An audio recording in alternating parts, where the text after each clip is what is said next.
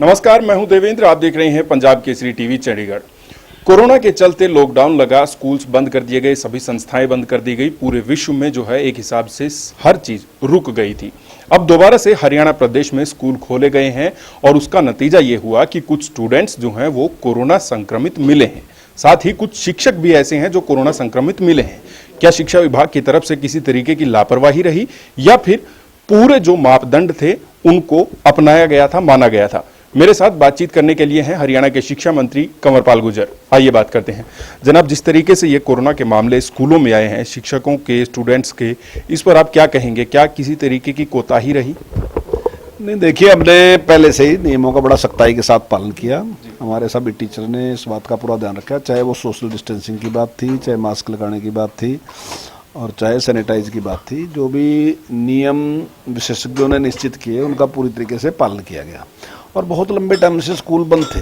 अब मैं समझता हूँ कि अभिभावक भी चाहते थे कि स्कूल खुलने चाहिए, समाज भी चाहता था स्कूल खुलने चाहिए। मैं तो समझता हूँ कि बच्चे भी अब चाहते थे कि स्कूल खुलने चाहिए और उसके बाद ही सेंट्रल गवर्नमेंट ने इस प्रकार का निर्णय लिया, विशेषज्ञों की राय के बाद ही ये निर्णय लिया था कि स्कूल खोल सकते हैं आप। तभी हमने स्कूल खोल लिया। केवल हमने नहीं, मेरा देश के कई स्टेट ऐसे हैं जिन्होंने अपने स्कूल खोल दिए, तभी हमने ये निर्णय लिया था और सभी नियमों का हमने पूरी तरीके से पालन कराया।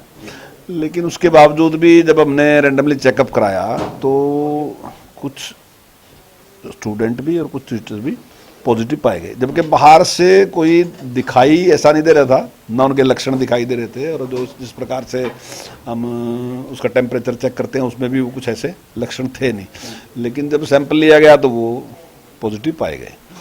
तो निश्चित तौर से चिंता का विषय हमारे लिए भी है और मैं आपके चैनल के माध्यम से विश्वास दिलाता हूँ कि हम और सख्ताई के साथ, लेकिन उसको और सख्ताई के साथ नियमों का पालन कराएंगे। और ये जरूरी नहीं है कि वो वहाँ से हुआ है, अब कोई भी आदमी कहीं से भी संक्रमित हो सकता है। कई बार आपने देखा कि ऐसे वीआईपी लोग भी हैं जिनसे मिलना भी मुश्किल है, लेकिन वो भी संक्रमित हो गए। कोई ऐसा तो नहीं था कि वो भीड़ में कहीं खेल रहे थे, बच्चे तो खेलते भी हैं, तब आप ये भी कह सकते हैं कि बच्चे खेल रहे थे। लेकिन आज देश में या दुनिया में सारी चीज़ें खुलने लग रही हैं, चाहे वो इंडस्ट्री है वो भी खुल रही है, चाहे ट्रांसपोर्ट है वो भी खुल रहा है, बाजार हैं वो भी खुल रहे हैं, वहाँ भी भीड़ है। तो सारी चीज़ें खुलती जा रही है क्योंकि बहुत लंबे टाइम तक सब के सब लोग इस प्रकार से बैठ नहीं सकते। लेकिन मैं आपके चैनल के माध्यम से एक बात कहना चाहता हूँ कि जरूरी निर्णय कुछ भी अगर कोई विशेषज्ञ कोई राय देंगे तो कोई जिद नहीं है ऐसी कि यही हम करेंगे। अगर उनकी राय कुछ होगी, जैसे अभी हमने जो स्कूल जहाँ पाए उन स्कूलों को 2 सप्ताह के लिए बंद कर दिया, अगर कोई राय ऐसी होगी कि उसके आसपास की कोई हमने जरूरत होगी बंद करने की, हम वो भी कर सकते हैं। अगर और भी कोई निर्णय लेना पड़ेगा तो वो भी निर्णय लेंगे। अब जिस तरीके से अभी हाल ही में जितने बच्चे आए हैं इनकी संख्या कम है, हो सकता है ये आंकड़ा बढ़ जाए आगे। अब जब ये स्थिति पैदा हो गई है, शिक्षा विभाग की तरफ से किस तरीके के कदम उठाए जाएंगे? नहीं, देखिए, जब रैंडमली चेकअप होगा ना जी तो संख्या तो बहुत निकल के आएगी, चाहे आप बाहर से समाज से कर लो चाहे स्कूल से कर लो। क्योंकि जैसे लोग कहते हैं कि बहुत बड़ी संख्या में लोग तो ये कहते हैं कि 30% लोगों को तो कोरोना होकर निकल भी गया, उनको पता ही नहीं चला। अब वो संख्या क्या है क्या नहीं है वो तो अलग बात है। अब क्योंकि ये तो कोई भी कह सकता है कि इतने % है, क्योंकि कोई ऐसा आंकड़ा तो नहीं है किसी के कुछ चेक करके, लेकिन कह रहे कि इतने % लोगों को हो गया। लेकिन अगर वो चेक होते तो निश्चित तौर से पाए जाते हैं पॉजिटिव। तो जब चेक होगा तो उससे एकदम ये सामने आई, जब हमने एक तरफा चेक किया तो उसके बाद ये सामने आई। लेकिन मैं आपके चैनल के माध्यम से ही कहता हूँ कि हम पूरी गंभीर हैं इस मामले में और आगे जो नियम है उनका और सख्ताई के साथ पालन हो तो कोशिश करेंगे कि ऐसी घटनाएं आगे ना हो। लेकिन ये जरूरी नहीं है कि ये कोई स्कूल में से आए, कहीं से भी बाहर से कहीं से भी हो सकता है। कोरोना कोई ऐसा नहीं है कि कहीं एक जगह निश्चित है वहाँ से होगा, किसी को भी, बच्चे को भी, टीचर को भी, किसी को सकता है। कोई ऐसा नहीं, मैं भी इस कुर्सी बैठा तो अगर मैं मान लो उस कुर्सी बैठा और उस कुर्सी पे कोरोना पॉजिटिव बैठ के चला गया और मैं आगे उस कुर्सी पे दोबारा बैठ गया, तो अब किस किस चीज़ से करें? आप मास्क की बात है, दूसरी बातें तो चल हैं, लेकिन उसके बावजूद भी बहुत से खतरे बने रहते हैं क्योंकि बीमारी ऐसी है, ये छूने से या कहीं से जहाँ हम बैठे उससे कहीं से भी हो सकती है। तो समस्या तो है, पर लेकिन हम ये है कि अगर किसी प्रकार का भी कोई निर्णय लेना पड़ेगा, जो बच्चों की सुरक्षा है वो हमारे लिए सबसे पहले है, उसके बाद उनकी एजुकेशन है। एक मंत्री जी, जब स्कूल खोले गए आपने निर्णय लिया ये और फैसला कर लिया कि अब स्कूल खोले जाएंगे, मुझे ये जानना है क्या इससे पहले स्वास्थ्य विभाग से आपकी राय शुमारी हुई थी?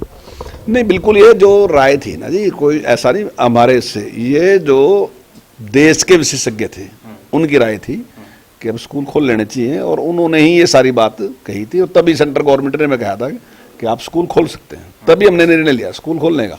और अभी अगर हमने रैंडमली चेकअप किया तो वो भी इसीलिए किया कि ताकि अभी पता चल जाए कहीं किसी को इस प्रकार का, क्योंकि उसको दिखाई तो नहीं दे रहा। कई बार ऐसा होता है जिसको कोरोना है उसको स्वयं ही नहीं पता होता मुझे कोरोना है, और जो उसके पास बैठा है उसको भी दिखाई नहीं देता कि उसको कोरोना है। अब कोरोना कोई ऐसी तो है नहीं कि कोई उसको दर्द पीड़ या कुछ ऐसा रहेगा जिससे उसको पता चलेगा कि उसको कोरोना है। बहुत छोटा सा है।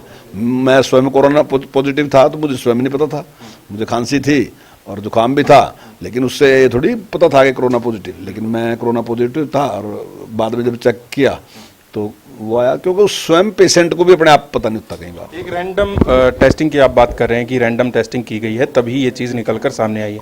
ये जिला स्तर पर है या फिर पूरे प्रदेश स्तर में कहीं कहीं से किसी स्कूल से उठाकर जो है टेस्ट किए जा रहे हैं? नहीं, अभी हमने आज कुछ स्कूलों में कराया तो, लेकिन हम सभी स्कूलों में कराएंगे ताकि पूरे प्रदेश में सभी स्कूलों में कराएंगे ताकि इस प्रकार का कोई खतरा ना हो। एक पीटीआई टीचर्स जो कि बर्खास्त कर दिए गए थे किन्हीं कारणों से, उनके समायोजन की बात जो है मुख्यमंत्री ने उनको आश्वासन दिया, लगातार वो आंदोलन भी कर रहे थे, और अभी जो निकल कर आया है उसमें जो उनकी वेतन होगा वो बहुत कम होगा। इस बात की शिकायत भी पीटीआई टीचर्स को है, और जो फैसला लिया गया है वो मैं आपसे जानना चाहता हूँ, क्या कुछ वो फैसला लिया गया है? नहीं, देखिए, टीचर निकालने का काम जो है ना जी, वो सुप्रीम कोर्ट ने किया।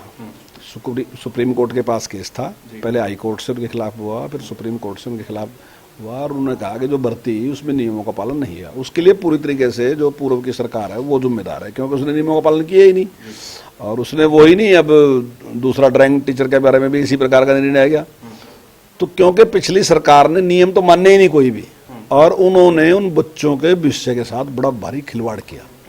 लेकिन माननीय मुख्यमंत्री जी ने कहा था कि देखिए, ये बच्चे भी हमारे अपने बच्चे हैं, तो हम कोई ना कोई दूसरा काम इनको इस प्रकार का काम देंगे, ताकि अब एक टाइम होता है, एक उम्र होती है, उसके बाद दूसरा जॉब में जाना एक मुश्किल होता है। तो जो आश्वासन माननीय मुख्यमंत्री ने दिया तो वो हम निश्चित तौर से पूरा करेंगे, लगभग वो फाइनल है, और जल्दी हम उसको इम्प्लीमेंट कर देंगे। तो जिस तरीके से कोरोना पॉजिटिव स्टूडेंट्स आए हैं, शिक्षक आए हैं, उसको लेकर स्वास्थ्य विभाग पूरी तरह से अलर्ट है। शिक्षा मंत्री ने बात कही है कि आगे भी जो सैंपलिंग, जो जिनके सैंपल लिए जा रहे हैं, टेस्टिंग की जा रही है, वो जारी रहेगी। देखते रहिए पंजाब केसरी टीवी चंडीगढ़। नमस्कार।